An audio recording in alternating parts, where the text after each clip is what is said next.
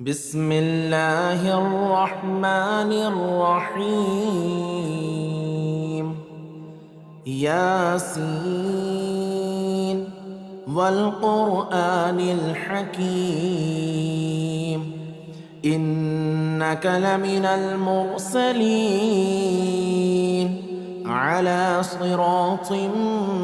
مستقيم تنزيل العزيز الرحيم لتنذر قوما ما أنذر آباؤهم فهم غافلون.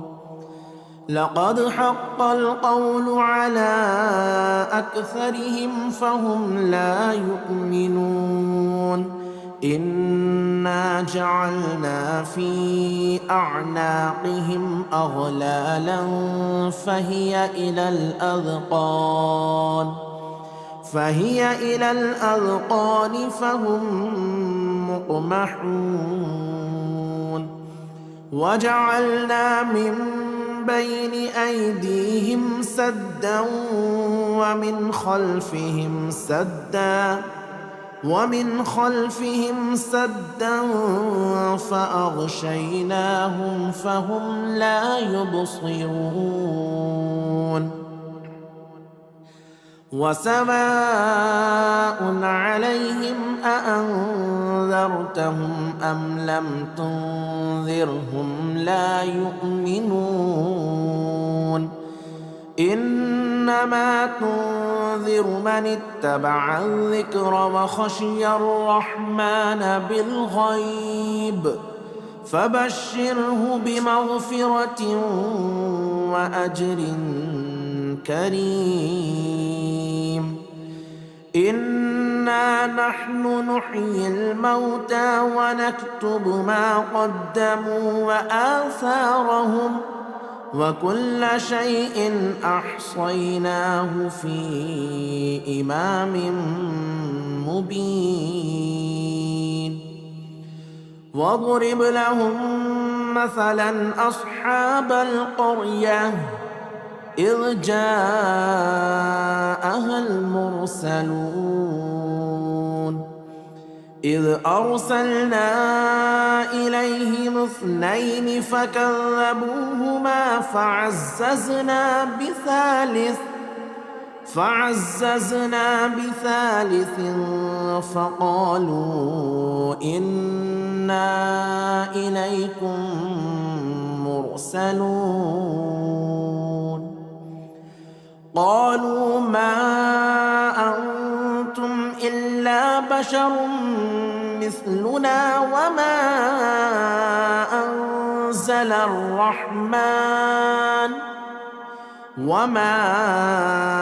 أنزل الرحمن من شيء إن أنتم إلا تكذبون. قالوا ربنا يعلم إنا إليكم لمرسلون وما علينا إلا البلاغ المبين. قالوا إنا تطيرنا بكم لئن لم تنتهوا لنرجمنكم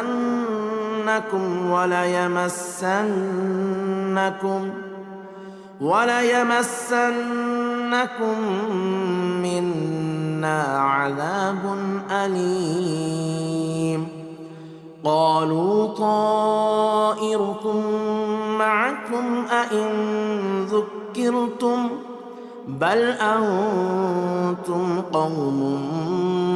مسرفون. وجاء من أقصى المدينة رجل يسعى قال يا قوم اتبعوا المرسلين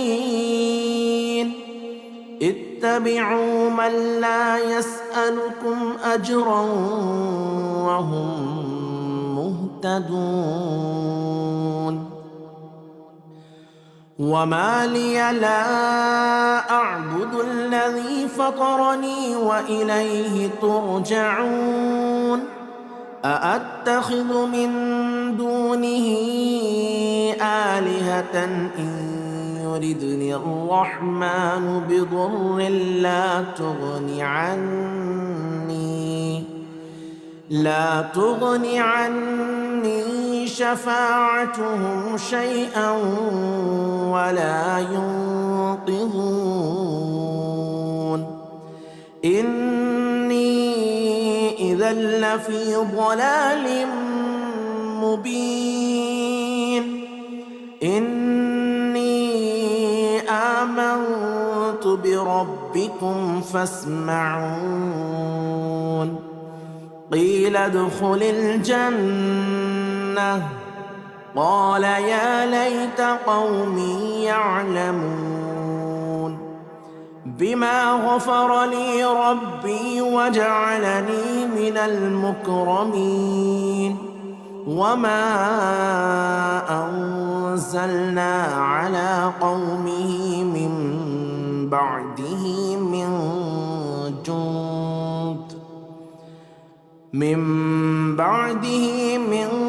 جند من السماء وما كنا منزلين إن كانت إلا صيحة واحدة فإذا هم خامدون يا حسرة على العباد ما يأتيهم من رسول إلا كانوا به يستهزئون ألم يروا كم أهلكنا قبلهم من القرون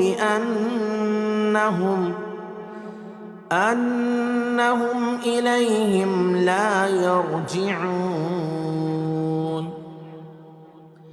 وإن كل لما جميع لدينا محضرون وآية لهم الأرض الميتة أحييناها وأخرجنا منها حبا فمنه يأكلون وجعلنا فيها جنات من نخيل وأعناب وفجرنا فيها من العيون ليأكلوا من ثمره وما عملته أيديهم أفلا يشكرون سبحان الذي خلق الأزواج كلها مما تنبت الأرض ومن أنفسهم ومما لا يعلمون وآية لهم الليل نسلخ منه النهار فإذا هم مظلمون والشمس تجري لمستقر لها ذلك تقدير العزيز العليم والقمر قدرناه منازل حتى عاد كالعرجون القديم لا الشمس ينبغي لها أن تدرك القمر ولا الليل سابق النهار وكل في فلك يسبحون وآية لهم أنا حملنا ذريتهم في الفلك المشحون وخلقنا لهم من مثله ما يركبون وإن نشأ نغرقهم فلا صريخ لهم ولا هم ينقذون إلا رحمة منا ومتاعا إلى حين وإذا قيل لهم اتقوا ما بين أيديكم وما خلفكم لعلكم ترحمون وما تأتيهم من آية من آيات ربهم إلا كانوا عنها معرضين وإذا قيل لهم أنفقوا مما رزقكم الله قال الذين كفروا للذين آمنوا أنطعم من لو يشاء الله أطعمه إن أنتم إلا في ضلال مبين ويقولون متى هذا الوعد إن كنتم صادقين ما ينظرون إلا صيحة واحدة تأخذهم وهم يخصمون فلا يستطيعون توصية ولا إلى أهلهم يرجعون ونفخ في الصور فإذا هم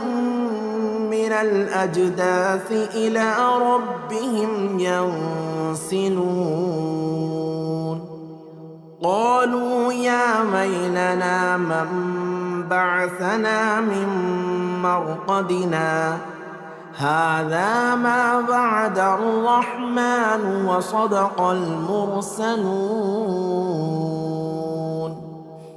إن كانت إلا صيحة واحدة فإذا هم جميع لدينا محضرون فاليوم لا تظلم نفس شيئا ولا تجزون إلا ما كنتم تعملون إن أصحاب الجنة اليوم في شغل فاكهون هم وأزواجهم في ظلال على الأرائك متكئون لهم فيها فاكهة ولهم ما يدعون سلام قولا من رب رحيم سلام قولا من رب رحيم وامتازوا اليوم أيها المجرمون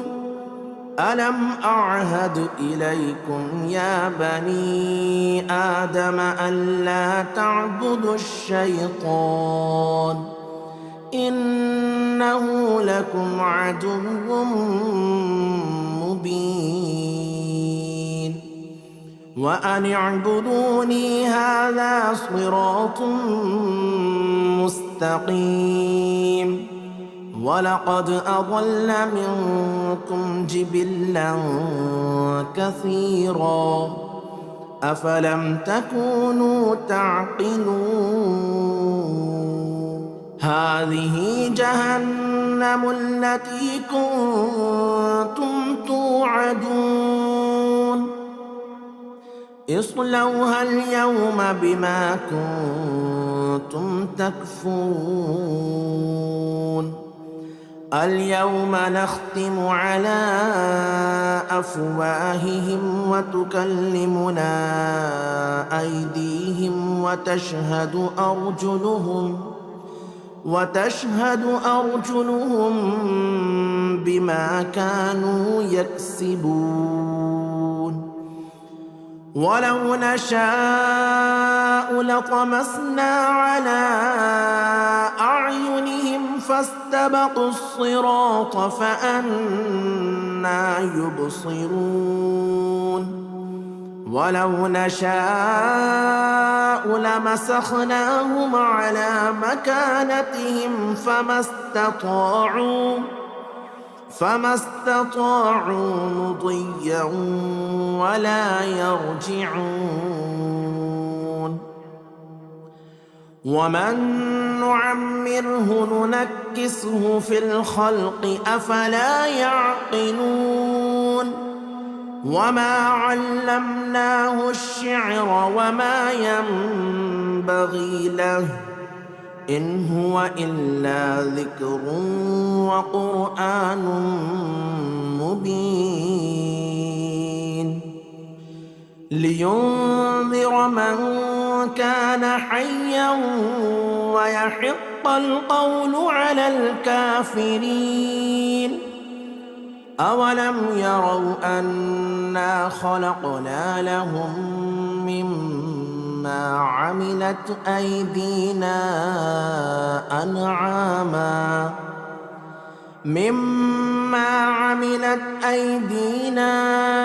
أنعاما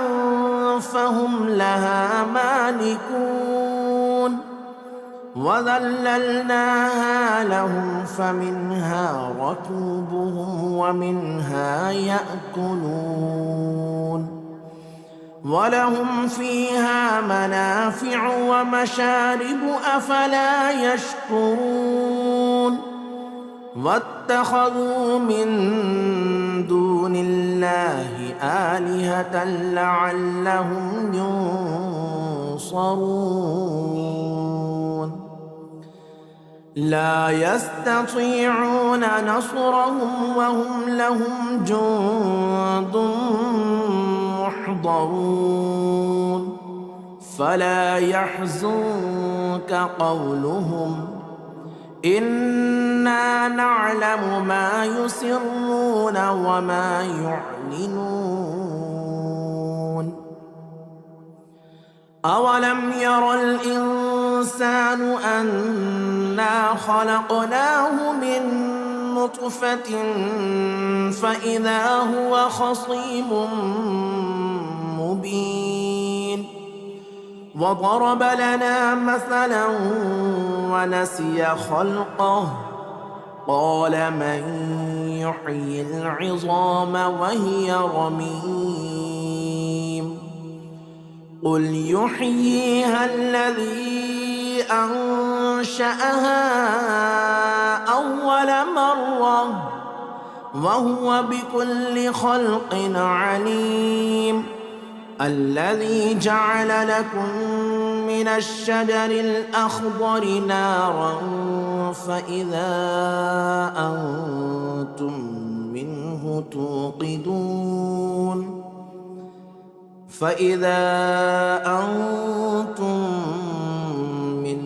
توقدون. أوليس الذي خلق السماوات والأرض بقادر على أن يخلق مثلهم بلى وهو الخلاق العليم. إنما أمره إذا أراد شيئا أن يقول له كن فيكون. فسبحان الذي بيده ملكوت كل شيء وإليه ترجعون. بسم الله الرحمن الرحيم. الرحمن علم القرآن خلق الإنسان علمه البيان. الشمس والقمر بحسبان والنجم والشجر يسجدان. والسماء رفعها ووضع الميزان ألا تطغوا في الميزان وأقيموا الوزن بالقسط ولا تخسروا الميزان والأرض وضعها للأنام فيها فاكهة والنخل ذات الأكمام والحب ذو العصف والريحان فبأي آلاء ربكما تكذبان خلق الإنسان من صلصال كالفخار وخلق الجان من مارج من نار فبأي آلاء ربكما تكذبان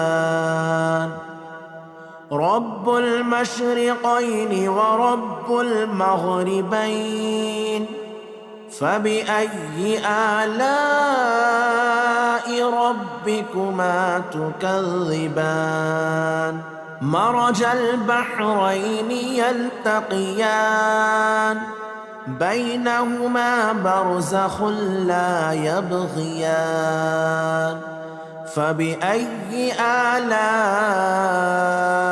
ربكما تكذبان يخرج منهما اللؤلؤ والمرجان فبأي آلاء ربكما تكذبان وله الجبال المنشآت في البحر كالأعلام فبأي آلاء ربكما تكذبان كل من عليها فان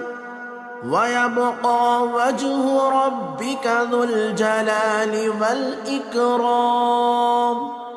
فبأي آلاء ربكما تكذبان يسأله من في السماوات والأرض كل يوم هو في شأن فبأي آلاء ربكما تكذبان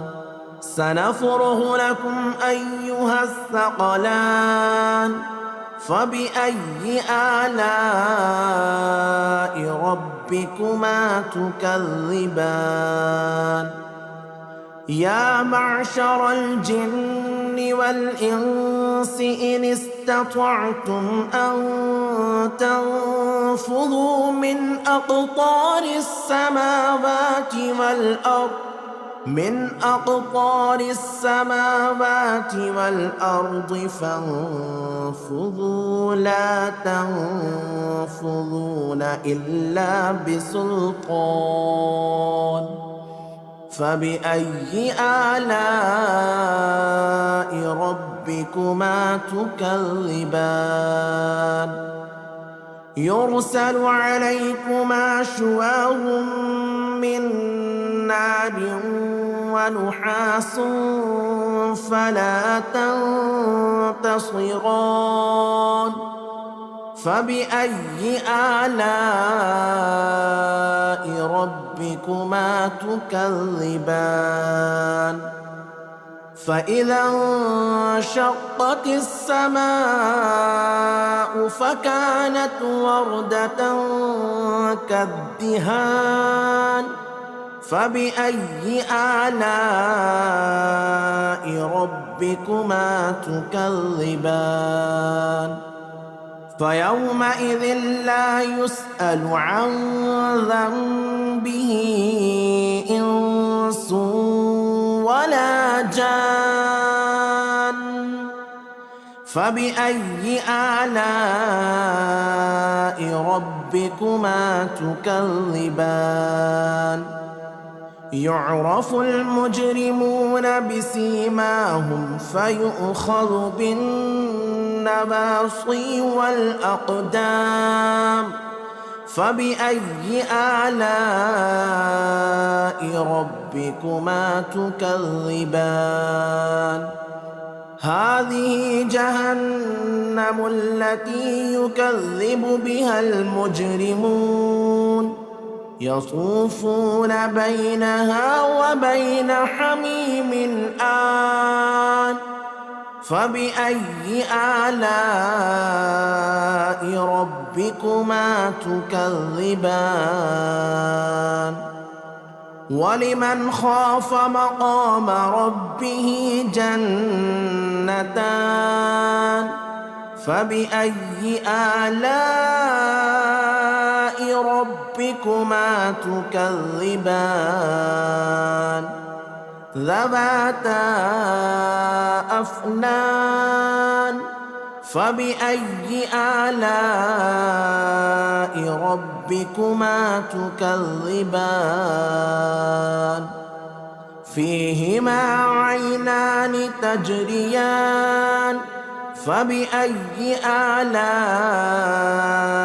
ربكما تكذبان فيهما من كل فاكهة زوجان فبأي آلاء ربكما تكذبان متكئين على فرش بطائنها من استبرق وجنى الجنتين دان فبأي آلاء ربكما تكذبان فيهن قاصرات الطرف لم يطمثهن إنس قبلهم ولا جان فبأي آلاء ربكما تكذبان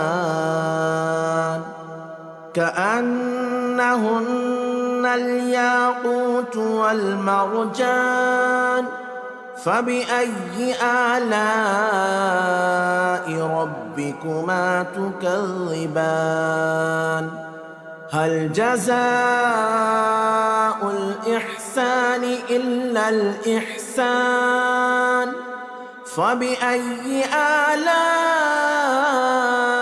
ربكما تكذبان ومن دونهما جنتان فبأي آلاء ربكما تكذبان مدهامتان فبأي آلاء ربكما تكذبان فيهما عينان نضاختان فبأي آلاء ربكما تكذبان فيهما فاكهة ونخل ورمان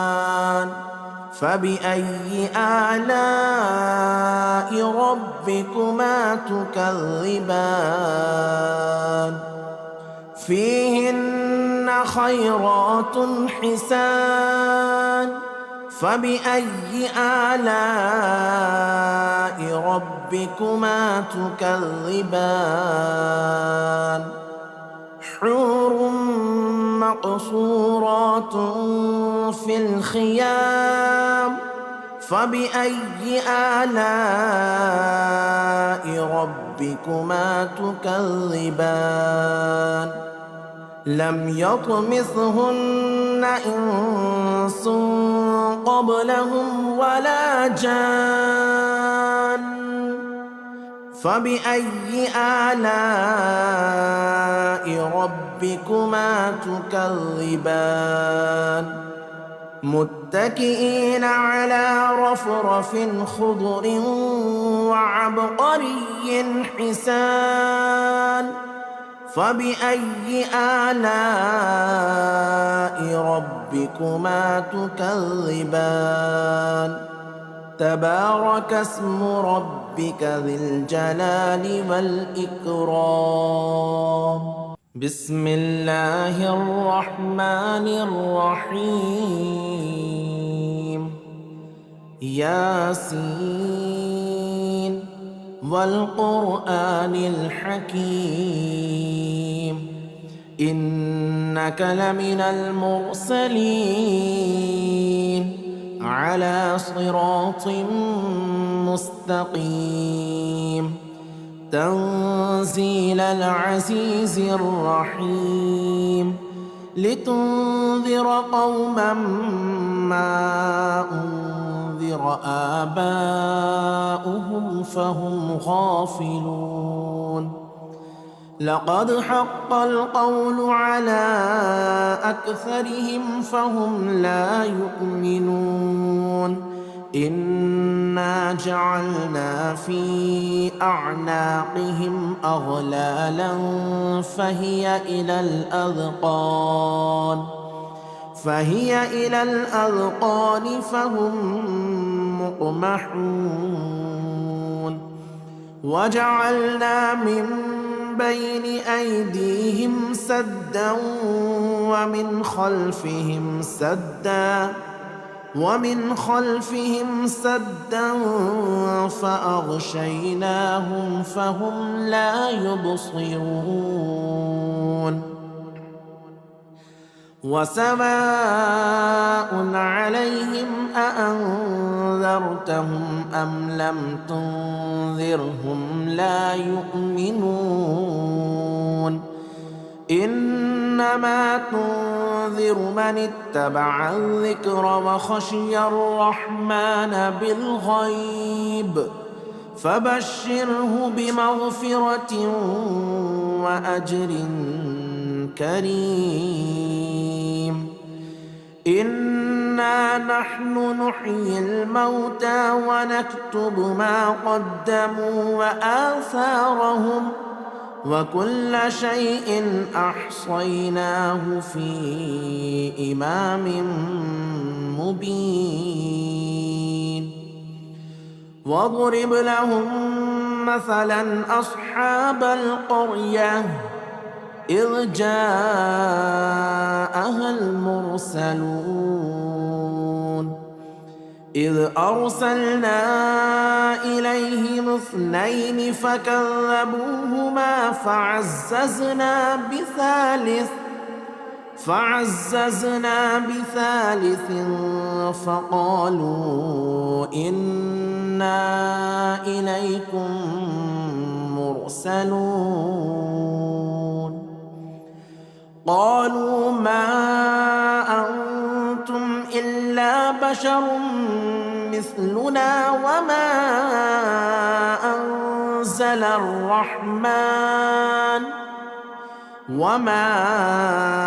أنزل الرحمن من شيء إن أنتم إلا تكذبون قالوا ربنا يعلم إنا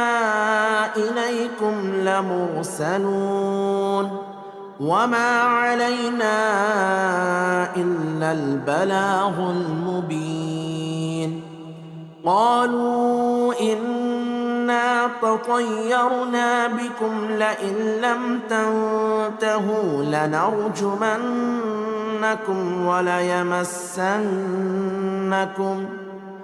وليمسنكم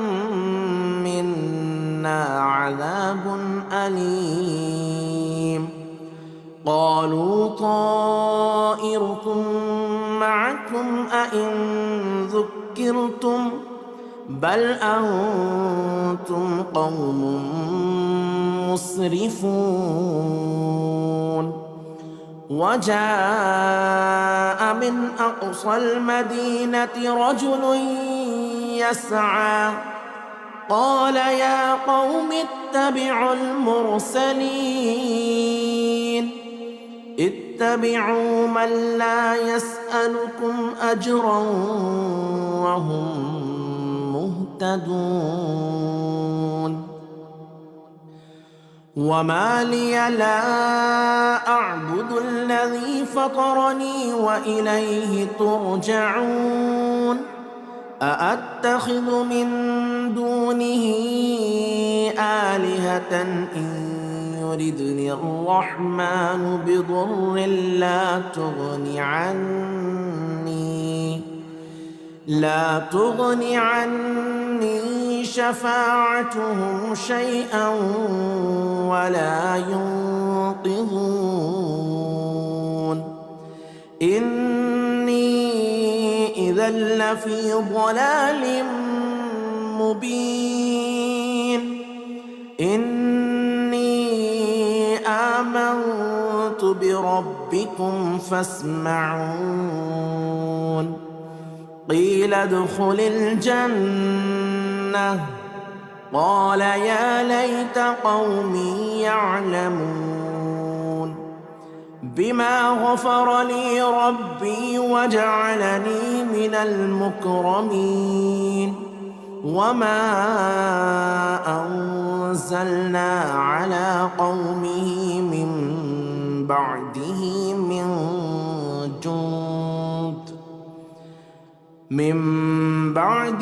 من جند من السماء وما كنا منزلين إن كانت إلا صيحة واحدة فإذا هم خامدون يا حسرة على العباد ما يأتيهم من رسول إلا كانوا به يستهزئون ألم يروا كم أهلكنا قبلهم من القرون أنهم إليهم لا يرجعون وإن كل لما جميع لدينا محضرون وآية لهم الأرض الميتة أحييناها وأخرجنا منها حبا فمنه يأكلون وجعلنا فيها جنات من نخيل وأعناب وفجرنا فيها من العيون ليأكلوا من ثمره وما عملته أيديهم أفلا يشكرون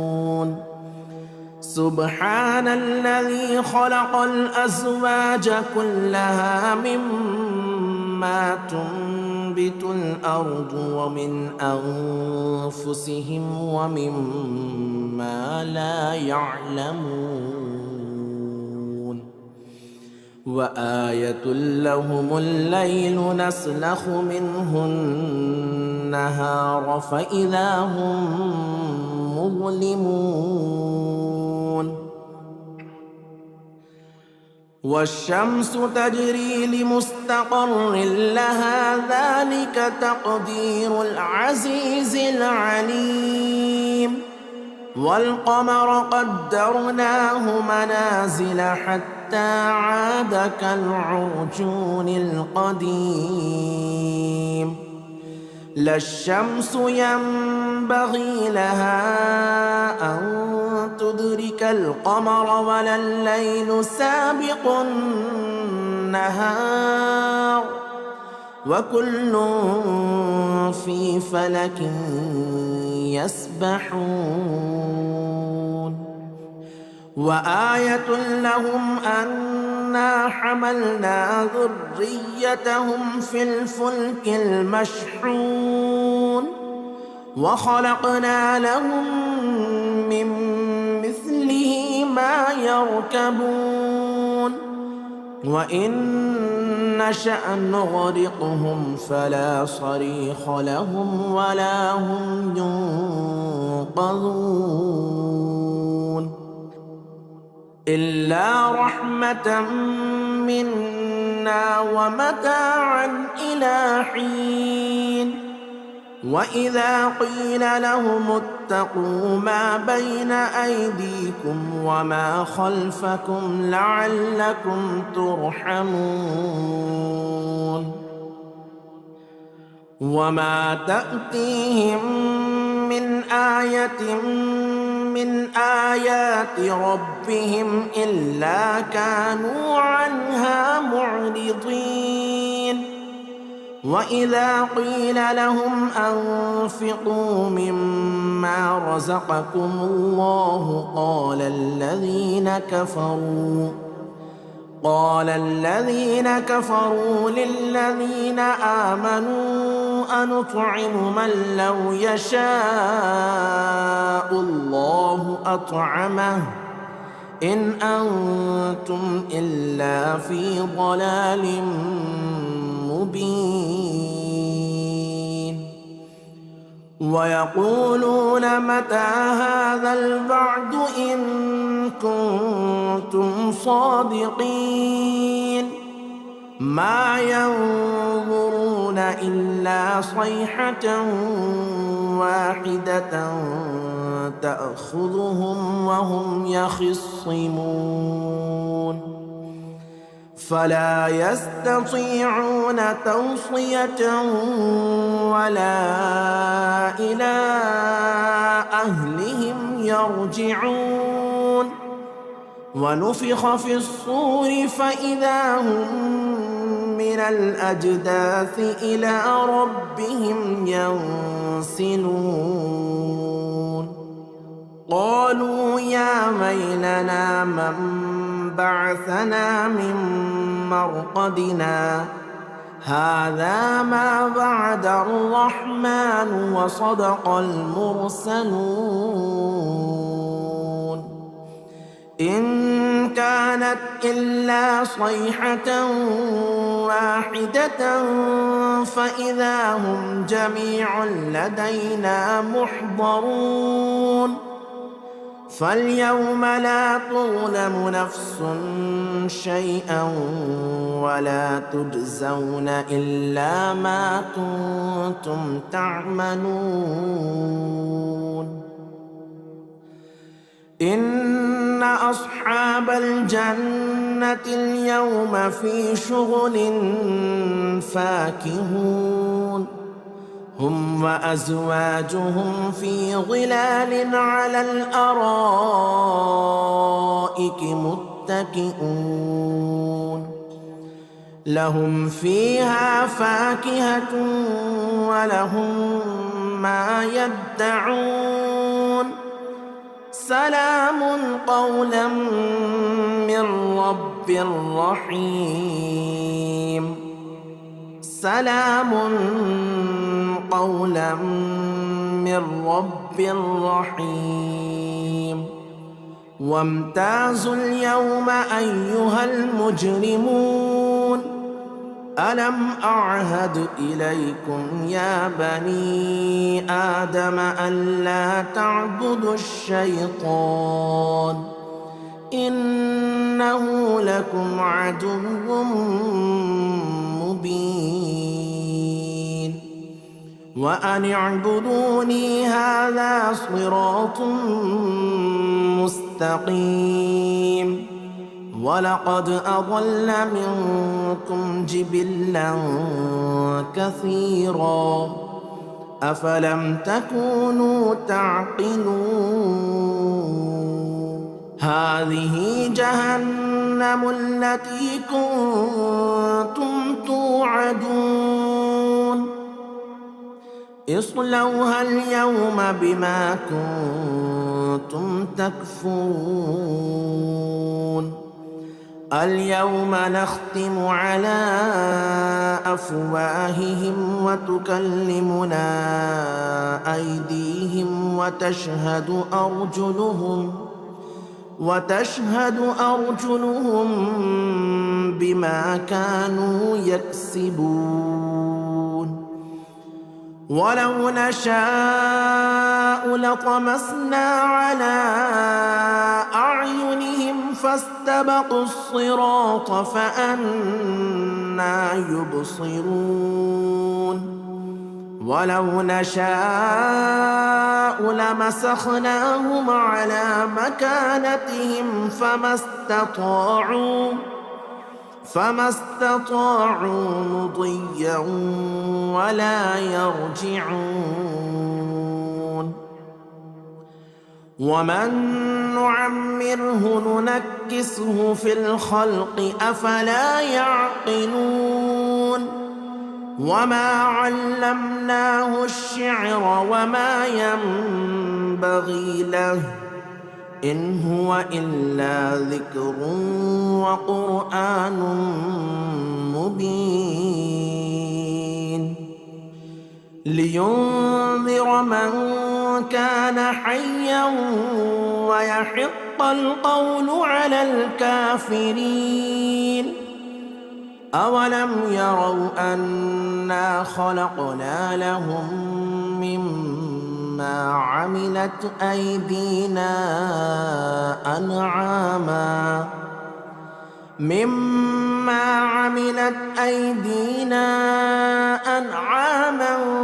فهم لها مالكون وذللناها لهم فمنها ركوبهم ومنها يأكلون ولهم فيها منافع ومشارب أفلا يشكرون واتخذوا من دون الله آلهة لعلهم ينصرون لا يستطيعون نصرهم وهم لهم جند محضرون فلا يحزنك قولهم إنا نعلم ما يسرون وما يعلنون أولم ير الإنسان أنا خلقناه من نطفة فإذا هو خصيم مبين وضرب لنا مثلا ونسي خلقه قال من يحيي العظام وهي رميم قل يحييها الذي أنشأها أول مرة وهو بكل خلق عليم الذي جعل لكم من الشجر الأخضر نارا فإذا أنتم منه